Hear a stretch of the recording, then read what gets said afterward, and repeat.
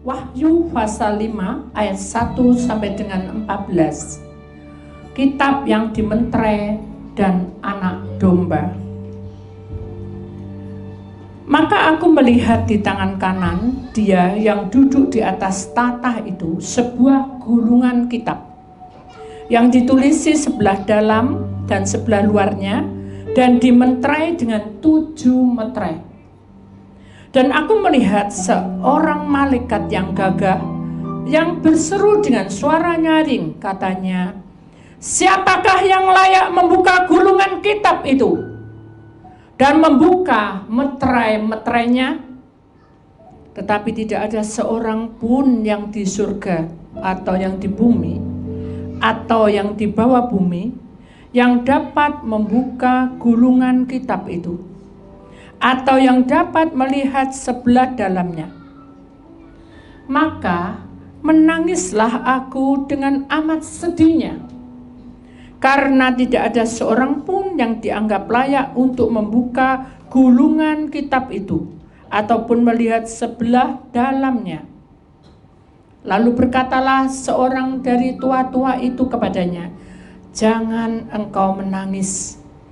Sesungguhnya singa dari suku Yehuda, yaitu tunas Daud, telah menang, sehingga ia dapat membuka gulungan kitab itu dan membuka ke-7 meterainya." Maka aku melihat di tengah-tengah tahta dan keempat makhluk itu, dan di tengah-tengah tua-tua itu berdiri seekor anak domba seperti telah disembelih, bertanduk 7 dan bermata 7. Itulah ke-7 roh Allah yang diutus ke seluruh bumi. Lalu datanglah anak domba itu dan menerima gulungan kitab itu dari tangan dia yang duduk di atas tahta itu. Ketika ia mengambil gulungan kitab itu, tersungkurlah keempat makhluk dan ke-24 tua-tua itu di hadapan anak domba itu. Masing-masing memegang 1 kecapi dan 1 cawan emas penuh dengan kemenyan.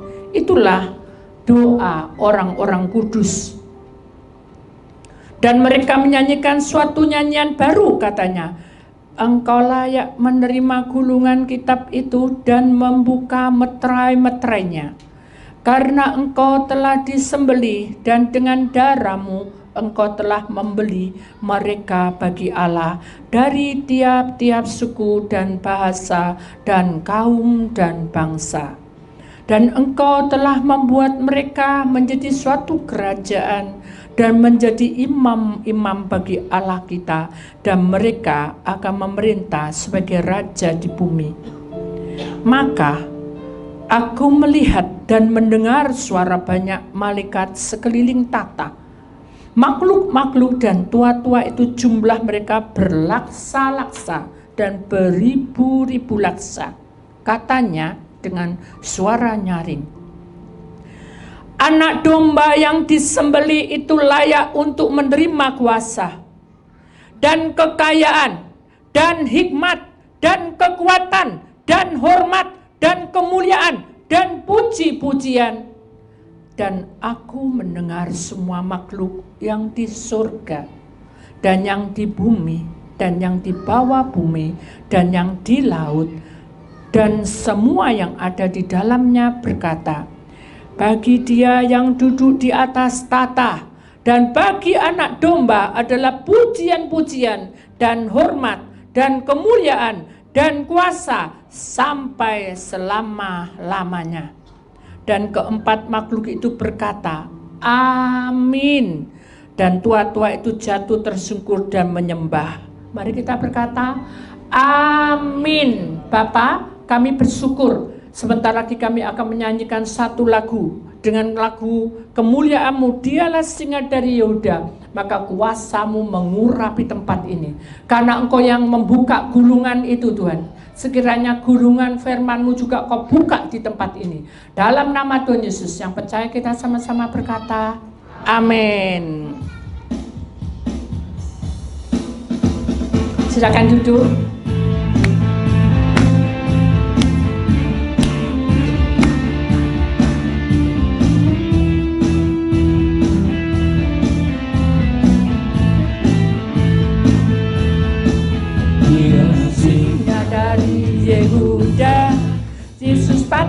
patahkan belenggu, bebaskan kita ya waktu keselamatanmu. Pada waktu lemah, menara di waktu perang. Oh, Tuhan umatnya. Saudara mau jadi pemenang? Saudara menjadi laskar Kristus? Ayo kita sama-sama nyanyi ya, dengan suara lantang dan jangan mikir kemana-mana. Karena yang membuka gulungan meterai itu hanya Tuhan Yesus sebagai Dialah singa dari Yehuda. Amin. Amin. Amin. Aduh, kok enggak semangat? Amin. Beri kemuliaan dan Tuhan saudara. Jadi beri kiri kananmu berkata, Dialah singa dari Yehuda yang membuka meterai hidup kita. Ayo kiri kanan bilang, Dialah singa dari Yehuda yang membuka meterai kehidupan kita. Amin. Beri kemuliaan dan Tuhan saudara. Kita akan bangkit berdiri, kita akan nyanyi dengan semangat ya. Ayo semua tim-tim tadi yang nyanyi, maju ke depan, maju ke depan, maju ke depan, silakan. Ayo maju di belakang saya. Ayo.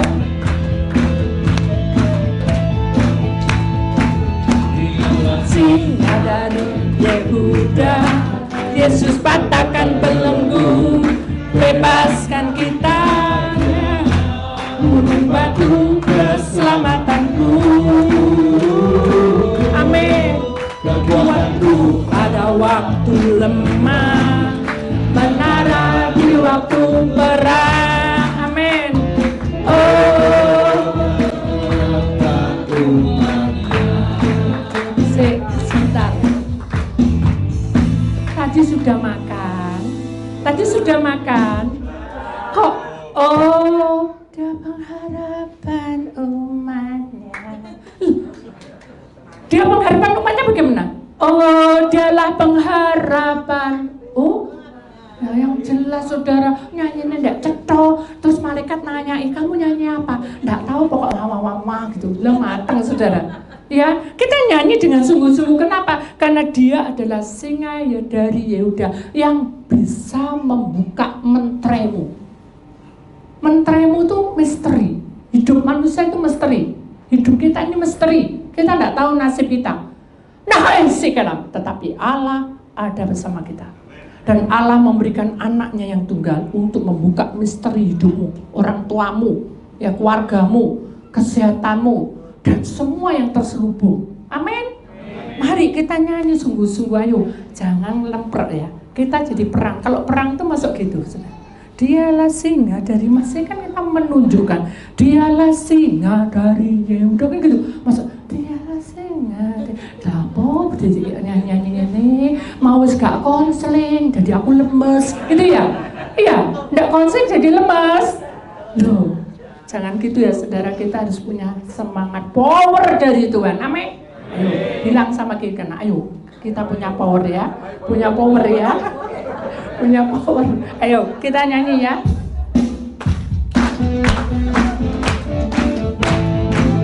Ikuti gerakan dulu ya. Ayo imani, kiri kanan kasih semangat.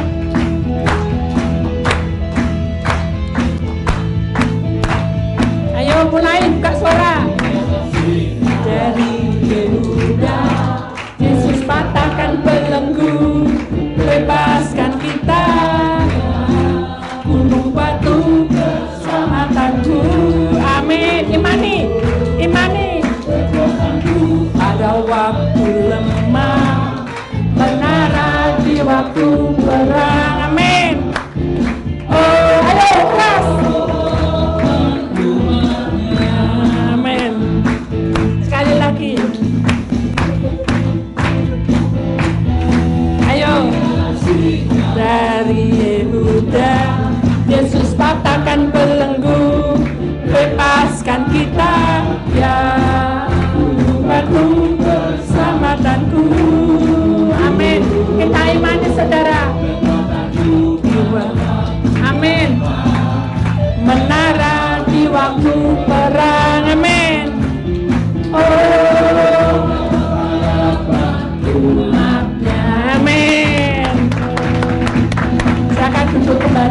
tidak boleh duduk.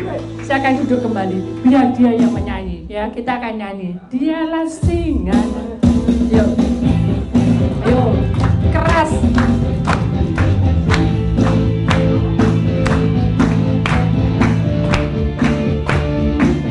Semangat.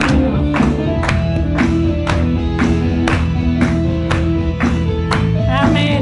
Kita imani saudara. Amin. Yesus katakan belenggu, Bebaskan kita. Batu keselamatanku, kekuatanku Pada waktu lemah perang saudara, menara di waktu perang. Oh, ya, beri kemuliaan saudara. Silakan duduk. Puji nama Tuhan. Capek? Tidak ya, hari ini kita masuk dalam batas alam roh dan alam sadar mengenai kesaksian menyembah di dalam pelataran Tuhan. Sudah pernah menyembah dalam pelataran Tuhan? Pernah? Bagaimana rasanya? Asik? Atau ngantuk? Atau gak bisa nyanyi? Apa saudara? Kita merasa apa? Nyaman, betul. Ada lagi? Merasa apa? Tenang. Ada lagi? Damai. Ada lagi? Bahagia. Dan tahu bahwa Tuhan sudah buka jalan walaupun belum nyata di hadapan kita. Itu namanya pelataran Tuhan. Jadi kalau di pelataran Tuhan itu kita tidak akan mengerti saudara bagaimana doa-doa kita terjawab ya, sampai kapan, karena doa itu ada 3 ya saudara. Doa 3 ini yang harus kita perhatikan. Kalau kita Tuhan beri aku Tuhan berkat, masa Tuhan bilang tidak? Tidak mungkin kan? Pasti ya kan. Kalau iya langsung diberkati. Kalau tunggu harus Pak sabar sudah pulang desa. Sekarang yang ada emosinya. Boleh? Menggerutu boleh? Ngomel boleh? Tidak boleh. Kita buka hati kita. Kenapa? Karena batas alam sadar dan alam roh kita tidak boleh kesetiaan kita itu ngambang seperti orang mati di kemah perhentian dosa. Kemarin kan kita bilang kalau kita orang mati tidak masuk ke kemah perhentian dia nyangkut. Nah kita juga punya iman bisa nyangkut. Kita tidak mau ke sana. Bagaimana caranya Bu? Selidiki hati kita. Amin. Karena ada nyanyian katakan selidiki aku ya toh. Apakah ku sungguh mengasihimu? Tuhan itu seperti apa? Selidikono batinmu. Ngomelan enggak kamu? Suka tengkar enggak kamu? Marah-marah enggak kamu? Nah itu yang dipertanyakan. Kalau kita mau masuk dalam batas alam roh dan alam sadar, iblis tahu kelemahanmu, suka marah, suka ngomel, suka ngedumbel. Hal itu tidak akan bisa masuk surga saudara. Dan itu Tuhan tidak bisa memberkati. Jangankan masuk surga, berkati yang angel. Kenapa? Karena sudah ditutupi oleh apa? Perkara-perkara apa? Kedagingan kita. Makanya kita tidak boleh ke sana arahnya. Mengapa? Di dalam gambar ini ada satu pusaran yang besar. Di situ ada langit-langit yang bercahaya, penuh dengan kemuliaan, dan di situ ada para malaikat banyak. Saking ini kan tidak kelihatan saudara. Para malaikat itu berlaksa-laksa. Dan itu yang membangun hidup kita. Kenapa? Karena hidup kita ini tidak sempurna. Ini bisa sempurna. Bisa sempurna ada. Ada pinter dewek? Ada. Kita harus belajar. Betul nggak? Kalau kita mau pinter harus belajar. Kalau kita mau kaya harus apa? Bekerja giat. Ya toh? Kalau kita mau cari kehendak Tuhan harus apa? Katanya bukti puasa, katanya bukti pengurapan, katanya bukti begini. Mana buktinya? Boleh? Halo?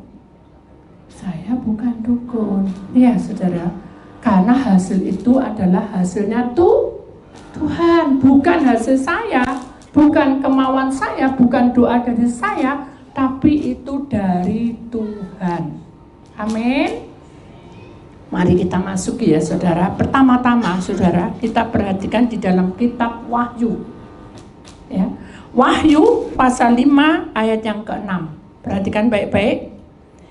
Maka aku melihat di tengah-tengah tahta dan keempat makhluk itu, dan di tengah-tengah tua-tua itu berdiri seekor anak domba seperti telah disembelih, bertanduk 7 dan bermata 7, ketujuh roh Allah yang diutus ke seluruh dunia. Saudara perhatikan di sini gambarnya.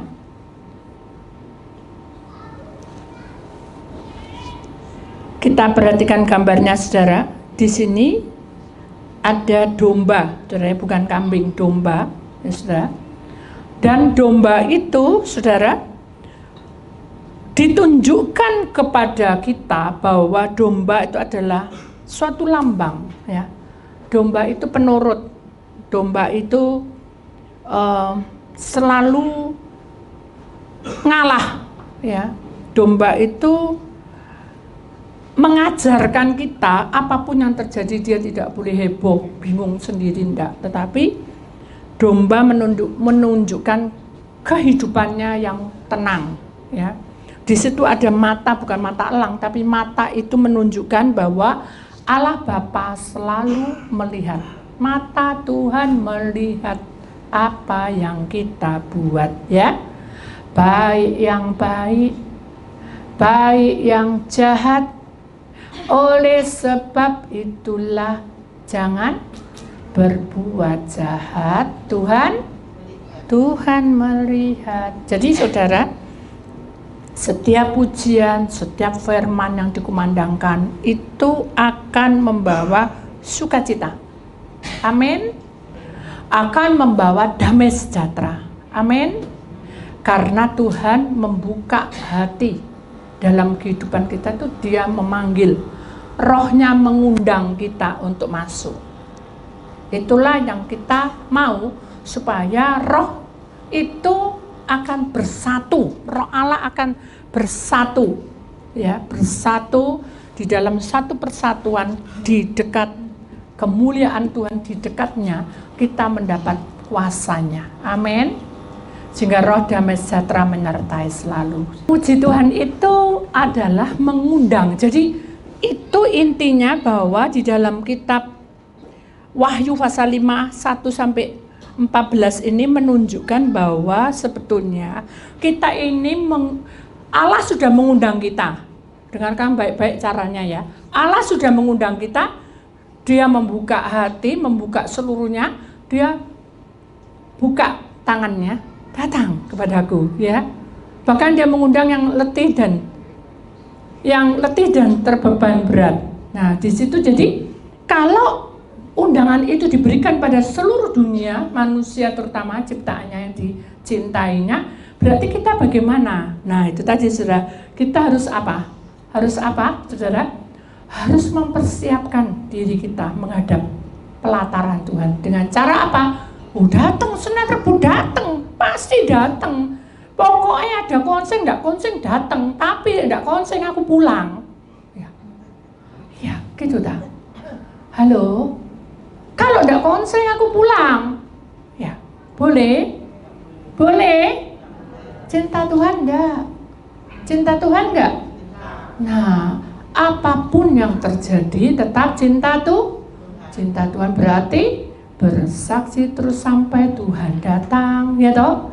Bersaksi terus sampai Tuhan datang. Itu untuk apa saksi itu? Bukan Tuhan tuh begini, enggak perlu, sudah. Ketika sudah duduk diam dengan setia, itu sudah menjadi saksi Kristus. Jadi sudah duduk diam, datang di sini, konseling enggak konseling tetap datang mencari Tuhan, itu berarti saudara menjadi saksi Kristus. Seperti 24 tua-tua tadi. Saya tahu tadi dibacakan 24 itu orang-orang yang sudah sepuh-sepuh, sudah tua-tua, sudah dipilih oleh Allah menjadi ketua. Enggak ada orang tim doanya gitu, saudara. Mari kita juga mengadakan seperti itu. Karena kita punya tubuh, punya roh, punya jiwa. Di sini dikatakan bahwa ada seorang malaikat yang gagah berani membawa gulungan kitab membuka meterai-meterainya itu siapa? Tidak ada yang bisa, saudara. Dunia tidak bisa, semua malaikat semua tidak ada yang bisa, semua dunia apa kan diterangkan di sini. Tidak ada seorang pun di surga, tidak ada, di bumi tidak ada, di bawah bumi ini maut, nih, saudara. Maut di tanah ini tidak ada, semua tidak ada. Alam semesta tidak ada yang bisa membuka gulungan kitab. Yang bisa siapa? Dialah singa dari, ya toh? Di sini dikatakan, saudara, sampai menangislah orang itu. Lalu berkatalah tua-tua itu, jangan menangis, ya. Singa dari suku Yehuda, yaitu tunas Daud, siapa? Yesus Kristus, itulah yang membuka gulungan kitab. Jadi kitab misteri, kitab meterai itu hak daripada Yesus untuk kita. Cuma-cuma, tidak ada persyaratan. Sudah seneng enggak? Bahagia enggak mendapat itu? Halo? Itu melebihi dari apa yang kamu punya, sudah. Bahkan hidupmu pun tidak ada artinya, karena itu sangat berharga. Mari saudara, kita imani bahwa Tuhan sudah membuka meterai kita, dan kita menghampiri Dia, dan kita membuka hidup kita, lembaran hidup kita dengan kuasanya. Coba perhatikan lagi, saudara. Perhatikan di ayat yang ke-6. Maka aku melihat di tengah-tengah tata dan keempat makhluk itu, di tengah-tengah tua-tua itu berdiri seekor anak domba seperti telah disembelih. Berdiri seekor anak domba seperti disembelih. Maksudnya apa?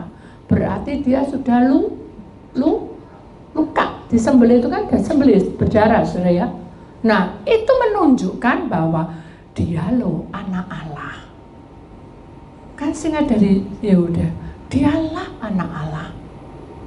Dia mau disembelih, mau masuk di dalam suatu pengorbanan besar di atas kayu salib untuk kita, tanpa pamrih. Kalau roh yang tidak benar ada. Kamu mau jadi kaya? Ya, aku mau. Kamu mau jadi ada orang bisa menghargai kamu? Bisa, itu ilmu, bisa ada. Tapi kamu berapa tahun maunya? 10 tahun? Sekian. 25 tahun? Sekian. Seumur hidup? Sekian. Kalau kamu tidak kasih, kamu kena tumbal. Itu penguasa kegelapan. Tuhan tidak. Justru Tuhan mati di kayu salib untuk kita.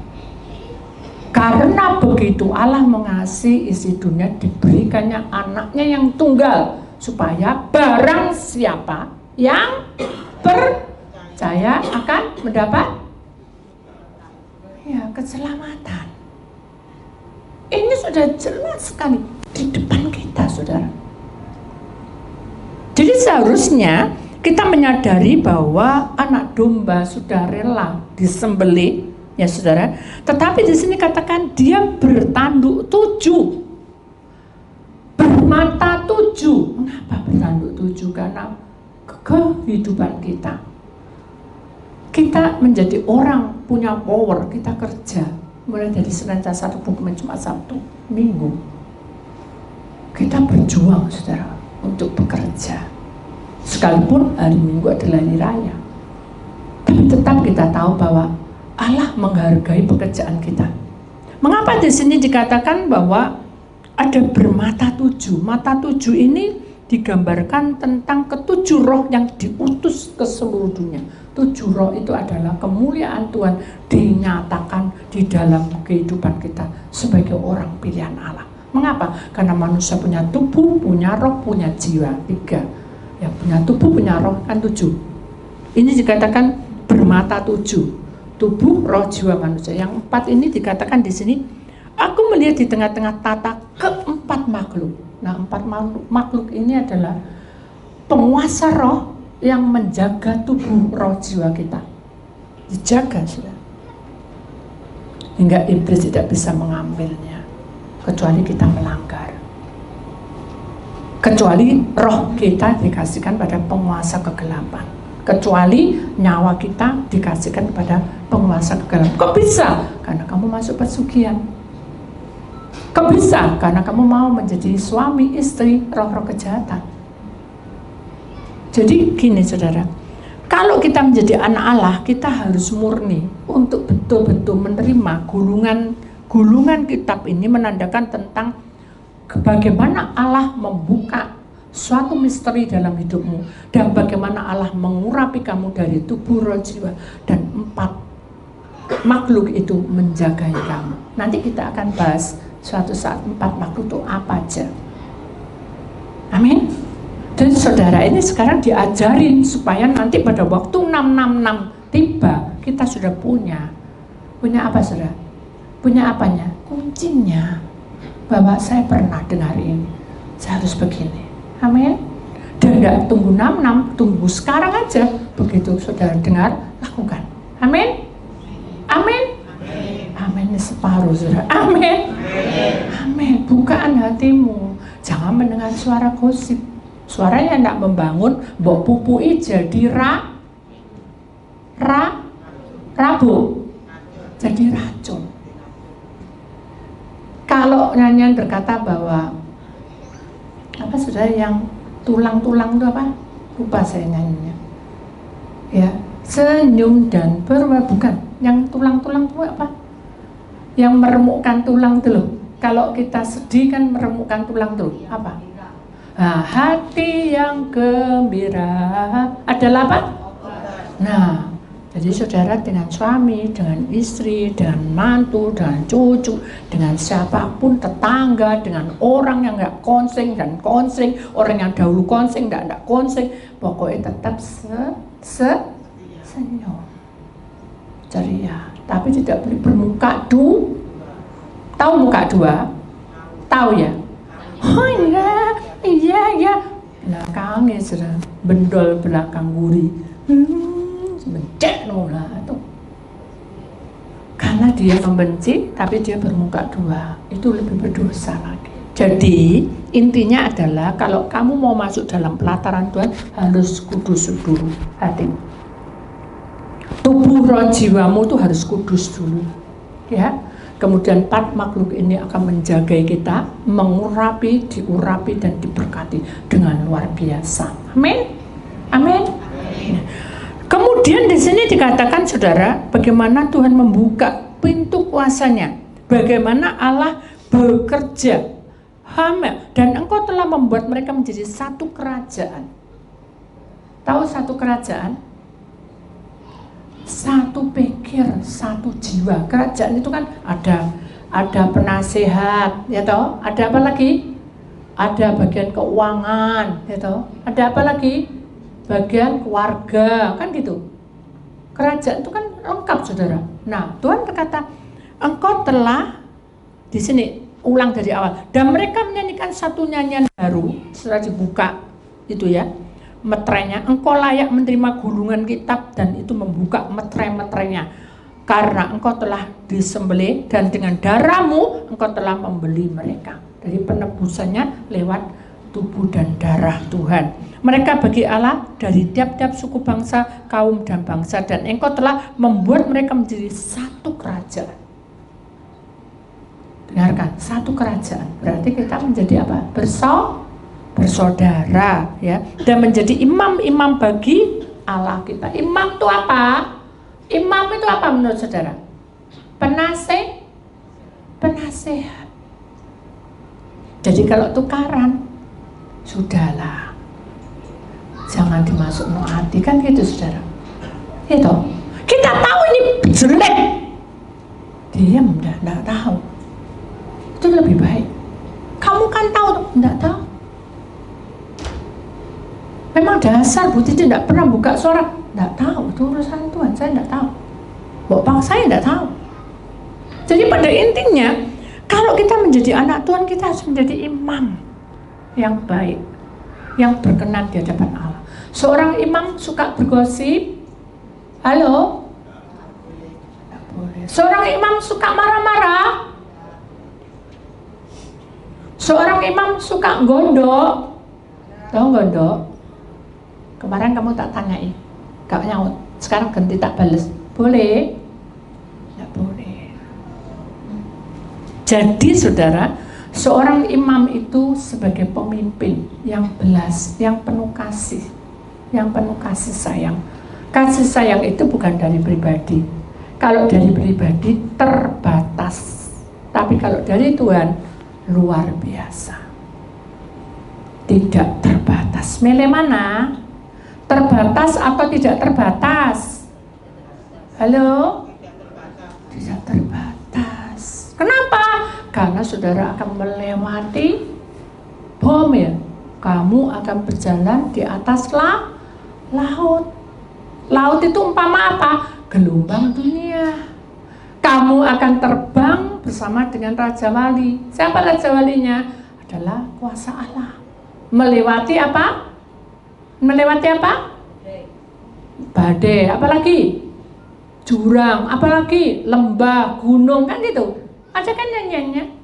Jadi setiap nyanyian itu membawa gelora dalam hidup kita, supaya hidup kita ini selalu ada kehidupan yang diperbarui terus hidupnya, kan gitu. Saudara paham? Jadi apa Bu? Aku tuh menunggu loh Bu, carane apa ben bisa tahu pelataran Tuhan tuh sampai apa ndak? Aku nih apa? Nah, ini saudara, pertama-tama dalam hidup saudara adalah mempersiapkan dirimu untuk suci dan kudus. Hidupmu harus suci dan kudus. Seperti dikatakan, sinar kemuliaan-Mu Bapa memenuhi di sekelilingku. Maksudnya apa? Sinar kemuliaan Bapa, coba direnungkan saja. Sinar kemuliaan Bapa memenuhi di sekelilingku. Itu ya apa gitu? Loh, aku tahu. Bu Titik kan tahu dunia roh. Kan aku enggak tahu. Loh, enggak peduli. Kamu tahu dunia roh, kamu enggak tahu apa-apa, kamu enggak iso nyanyi, kamu isan nyanyi, itu enggak peduli Allah. Cuma Allah berkata, ketika kamu masuk dalam pelataranku, aku sudah mengelilingimu dengan kemuliaanku. Nah, makanya di sini katakan, kalau kita masuk dalam kemuliaan Tuhan, kita akan merasakan apa? Ku rasakan apa? Hadiratmu. Bagaimana rasanya? Bukan seperti yang saya saksikan itu. Di suatu kumpulan, kita ini kan lagi kaum muda ya saudara. Saking semangatnya saudara ya. Jadi mereka saling bersaksi gitu. Memang kita berlima, ada yang 10, kita berlima. Apa yang kamu rasakan pada waktu kita menyembah tadi? Aku gak kerasa apa-apa, tapi aku keberbekan. Keberbekan apa? Itu bahasa apa aku gak tahu, tapi di sana tuh aku keberbekan. Satunya nyaut, enggak. Aku merasakan bahwa aku juga ikut gitu. Nah itu ketransfer saya. Jadi kalau si A ini berbahasa roh, kemudian kita masuk dalam penyembahan, itu bisa ketransfer. Kita juga ikut-ikut berbahasa. Tetapi di dalam kitab Korintus dikatakan bahwa kalau kamu berbahasa, kamu harus tahu itu maksudnya apa. Lah ya mana aku tahu? Gitu toh jawabannya. Yang mau tanya Bu Titi, tanya, tadi saya berbahasa roh, bahasa roh saya itu artinya apa ya Bu? Loh, ya aku ini tambah nggak ngerti. Saya di atas, saudara di pojok sana, maksud saya mau datengin, dengerin, kan nggak mungkin. Jadi pada intinya, pada waktu kita berbahasa roh, saudara harus lebih tenang. Kalau saudara masuk di dalam pelataran Tuhan, saudara merasakan hadirat Tuhan, bukan seperti yang dikatakan, aku bukan, aku ini berdiri bulu kuduku. Tahu bulu kuduk tuh ya, saudara? Jadi ini kan kita punya ini apa bulu yang kecil-kecil itu berdiri semua kan. Sampai ke sini terus rambutku juga ikut berdiri. Nah terus yang satunya bilang, rambutmu panjang, sakmono berdiri gini lah lucu. Kayak apa suku Widu katanya. Hah, kamu ini apa jadi guyonan? Padahal di dalam pelataran Tuhan tidak ada guyonan. Kita benar-benar serius dan kita menikmatinya. wajahnya itu penuh dengan kemuliaan. Jadi kalau kita betul-betul masuk, itu kita akan merasakan bahwa kenyamanan itu ada, tapi tidak sekejap. Itu namanya transfer. Jadi kalau kita merasakan, aduh, jangan tinggalin aku Tuhan, tetap kok kayak gini kan. Ada yang kayak gitu ya, saya juga sering kayak gitu. Aduh, jangan tinggalin saya Tuhan, saya pengen deket terus kayak gini, saya pengen dekat terus kayak gini. Tapi kan ada waktunya, harus meninggalkan kita diurapi, kuat, punya power, tinggal sudah. Power itu yang jalan, kan gitu. Ini enggak. Begitu, aduh, menikmati, pulang belum sampai tutup di lip dulu, saudara. Gak apa, saudara. Teriak, marah-marah, seperti orang bertengkar, kayak orang mabuk. Nggak salah kalau murid Tuhan Yesus pada waktu dibilang, kok kamu kayak orang mabuk? Padahal bukan mabuk. Visi Allah ketika kita masuk di dalam pelataran Tuhan, kita diubah hidup kita. Jadi yang tadinya marah montok-montok ya, begitu kemuliaan Tuhan turun, urapan Tuhan turun, kita sudah berubah bukan seperti Putri Solo. Biasanya kan mamaku, istriku tuh enggak sabar, sekarang berubah. Ya, berubahnya bukan kayak gini sudah, enggak ada di sini. Biasanya gini, "Ma, ayo gorengan telur." Diam. "Ma, goreng telur." Sampai penpat tetangga dengar baru goreng sampai ngamuk-ngamuk. Biasa sudah tak kejar kok besok minta ngomel-ngomel. Sekarang berubah. Berubahnya kayak apa? Itu temennya gini, "Ma, kejar telur." Baru belum, "Ma, kejar telur sayang." Gitu. Kok tahu? Hebat. Bu Titik lagi sudah, pokoknya Bu Titik terus menjadi salah. Ya, digoreng. Saking senengnya nyanyi sudah. Ku mau cinta bareng Yesus selamanya. Ya apa gosong saudara. Langsung ya cepet taruh. Pak. Ya. Tapi dia sudah berbau. Apa ya gosong-gosong ini ya? Pak. Ya. Maafkan ya Pak. Tadi gorengnya kegosongan. Nggak apa-apa Ma. Aku tetap sayang kamu. Ya. Dimakan pahit. Dilpet. Meso saudara. Sak kebun binatang. Apakah itu juga masuk di dalam power Tuhan? Halo? Kan tadi saya berbahasa roh, kan saya baik-baik. Kenapa saya bertengkar? Halo? Gak boleh saudara. Harus berubah. Memang ego kita, ambisi kita, emosi kita, apa ya saudara? Kalau diolok tuh sudah berontak, aku gak kayak gini, bener enggak? Itu harus ditahan, saudara. Tapi bukan berdua muka, ditahan. Kamu kok sabar hari ini, Ma? Kamu tak ada goblok bento kok di biasanya nyangap sampai 20 kali. Begitu dia pergi, ya aku tak pergi. Nah itu enggak boleh, saudara. Berdua muka. Iblis tahu? Hati-hati. Mata Tuhan itu selalu melihat. Kita lihat gambar kedua ayat ya, kita lihat. Nah, itu kan dikatakan mata Tuhan melihat. Iblis juga melihat, nggak mau kalah. Dia intai kita, kelemahan kita apa? Diintai terus kelemahan. Sampai kamu marah-marah. Nah, boleh marah-marah? Nggak boleh. Sabar, tapi tangannya segini. Semangker. Nggak boleh juga. Sudah, nggak apa-apa. Tuhan itu melihat. Amin. Tuhan melihat. Jadi di dalam kitab Wahyu 5 ayat 6 ini, maka aku melihat. Jadi melihat bagaimana kuasa tata Allah itu datang dengan makhluk itu di tengah-tengah tua-tua itu. Dia turun dan membuka kuasanya. Jadi misteri hidup kita dikuak semua. Sehingga kita tahu bahwa seekor anak domba seperti yang telah disembelih itu bertanduk 7, bermata 7 itu menunjukkan bahwa itulah ketujuh roh Allah yang lagi apa? Diutus ke seluruh dunia. Bukan seluruh dunia sekarang, tapi di tempat ini. Amin. Di tempat ini diimani, di tempat ini Tuhan mengutus supaya saya mendapatkan penyertaan Tuhan, misteri hidup dikuak sama Tuhan. Amin, amin, amin, saudara. Suatu saat, mungkin saya sudah cerita juga, saya itu lagi masak, saudara ya.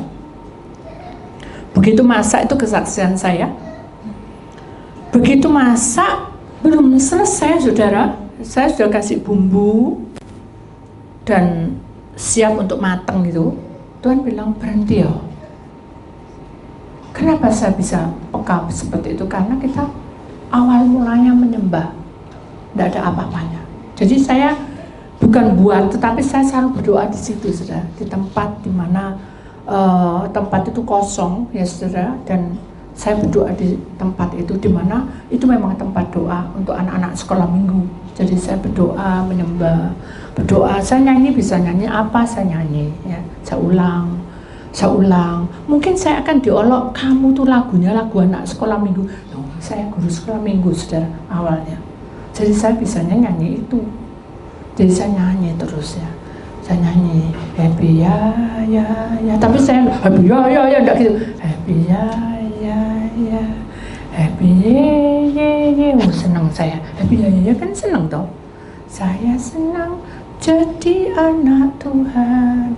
Saya bayangin cara benar, saya senang Tuhan. Siang jadi apa?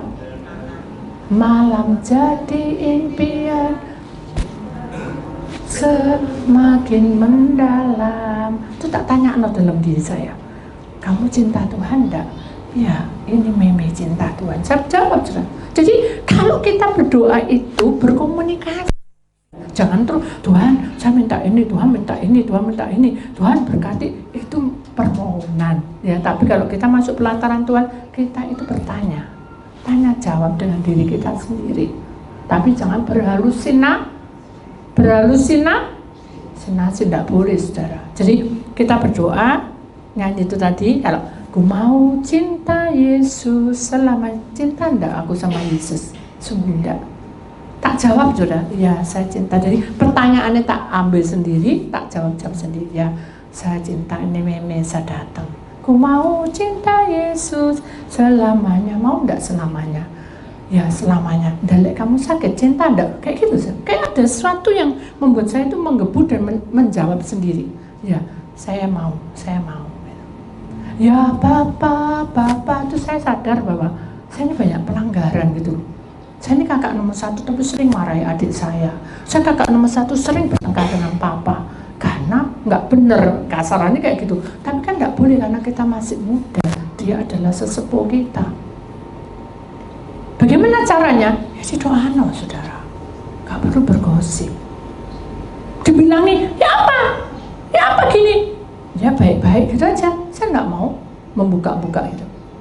Intinya kayak gitu. Jadi dalam hidup kita ini tidak ada beban. Kenapa? Karena sudah diletakkan di bawah kaki itu Tuhan. Kemarin habis-habisan diomel-omelin, sampai disumpah-sumpahin. Asarannya gitu ya, saudara. Tapi saya letakkan di bawah kaki Tuhan dengan cucuran air mata. Bukankah Tuhan berkata bahwa setiap tetes air matamu diapa-no, saudara? Dimasak, dibuat air panas untuk mandi. Apa? Ditampung di kirbat. Diberikan pada siapa? Bapak. Itu dipertanggungjawabkan. Bahkan tetesan keringatmu pun ditampung, saudara. Keringat bener enggak? Gitu. Jadi mari kita tahu bahwa kuasa Tuhan ini adalah hidup dan dia ada. Nah, waktu saya ya kayak gitu bertanya-tanya, akhirnya Tuhan kasih loh. Seperti ada sesuatu yang membuat saya kuat. Sudah berhenti kamu masak dan berdoa ini penting sekali. Gitu, saudara. Tak taruh, saudara. Tidak ada pembantu. Saya taruh. Saya lihat jamnya adik saya belum datang dan baru makan semua. Ya sudah, tak taruh, tak tutupi semua. Kompor tak matiin. Jangan terus nyobain Tuhan, biar kompor hidup nanti dimatiin malaikat. Jangan, saudara. Ya tidak boleh itu. Dimatiin semua, diperiksa semua, baru kita doa. Kita masuk dalam doa penyembahan, ya. Duduk senang, berjalan senang. Nyanyi terus. Pokoknya lagu apa tak nyanyi, saudara. Apa yang hafal tak nyanyi loh. Terus ada 4-5 lagu saudara. Tiba-tiba ada malaikat Tuhan. Jadi saya merasa ada sesuatu yang ada menghampiri saya. Dan saya tanya. Nah itu saudara, saya tanya, Tuhan, ini apa? Kok saya merasa ada sesuatu yang menghampiri saya di kiri kanan saya? Itu malaikat. Enggak gitu saudara. Nyembah, memuji Tuhan, saya nyaman. Oh, enak sekali. Saya tanya seperti Maria, ya apa? Cerita apapun diperhatikan. Jadi saya juga gitu, Tuhan, apapun yang Tuhan perintah saya lakukan. Tuhan cuma bilang apa saudara? Mengalir. Nyanyi, saya nyembah. Terus saya merasa ada sesuatu yang melingkupi saya. Melingkupi itu kayak ada kepak saya percaya bahwa itu kepak malaikat ya. Jadi saya di tengah-tengah itu dilindungi. Jadi kayak ada sesuatu yang menutup gitu saudara. Tapi tidak mati saya. Tapi saya merasa tenang sekali dan bahagia. Saya menangis, bahagia. Ada suatu ungkapan yang bahagia tidak pernah berhenti. Terus sama kemudian ada titik terang itu dari atas terang gitu. No, this nama, ikutlah aku. Saya enggak, oh ya aku ikut. Enggak, saya tanya lagi sama Tuhan, Tuhan, apakah ini benar dari Engkau? Kalau benar, saya berserah. Ini Mimi. Benar. Naiklah. Tapi belum tentu benar gitu. Terus saya tanya apa saudara? Lah enggak pas. Hati saya ada damai. Jadi kalau saya mau berdoa, hatimu gelisah dan takut, itu bukan dari Tuhan. Tapi kalau hatimu damai, bahagia, powermu ada, bukan karena ambisi saudara ya. Karena kita tenang loh. Makanya tadi kan saya bilang tenang, jangan tergopoh-gopoh. Kita berbahasa roh itu ikut-ikut, hanya pulang tukaran. Itu bukan bahasa roh, tapi itu ke transfer toh. Jangan mau ya. Akhirnya begitu saya naik terus ternyata langit ini banyak tingkat-tingkatnya saya. Dari langit dasar, langit terus naik duing seperti lapangan, pokoknya ke padang gurun yang luas sekali dan tidak terbatas. Dari situ Tuhan berkata, lihatlah di sebelah kananmu. Seperti tanaman gandum, saya rasanya bukan padi. Bagus hijau, bagus gunung, pokoknya bagus. Sekarang lihat ke kirimu, seram saudara, rusak semua tanaman dan jurang-jurang itu banyak ulat, belantung, binatang-binatang yang mengerikan di situ. Saking saling membunuh, berdarah. Tapi di sini itu burung, binatang tuh tenang semua. Kayak sesuatu yang membuat saya lebih bahagia. Saya pengen di situ, rasanya seperti itu. Begitu saya pengen di situ, Tuhan cuma bilang apa? Belum waktunya. Itu namanya Firdaus. Ya Tuhan, yuk ikut lagi. Ikut, masuk ke lorong. Lorongnya beda. Kalau lorong dari Tuhan bahagia kita, karena banyak kupu-kupu, burung-burung tuh saling bersautan, sukacita. Tapi kalau lorongnya perdukunan, mutah-mutah, kenapa? Karena seperti bangkai, tahu ya saudara, baunya tidak enak. Saya alami. Jadi ini bahagia, damai, dan bawaannya itu bahagia. Terus sampai ke lorong-lorong, hanya saya melihat ada seperti air terjun besar dan tidak terbatas. Kemudian turun dari air terjun itu terus sampai ke bawah tanah, terus ada satu pembatas antara air dan tanah. Dan Tuhan berkata, inilah Firdaus. Jadi saya bilang Firdaus itu di antara tempat di mana kemuliaan Allah bertahta dan juga alam semesta ini. Benar. Wah, indah sekali ya, saya bilang gitu.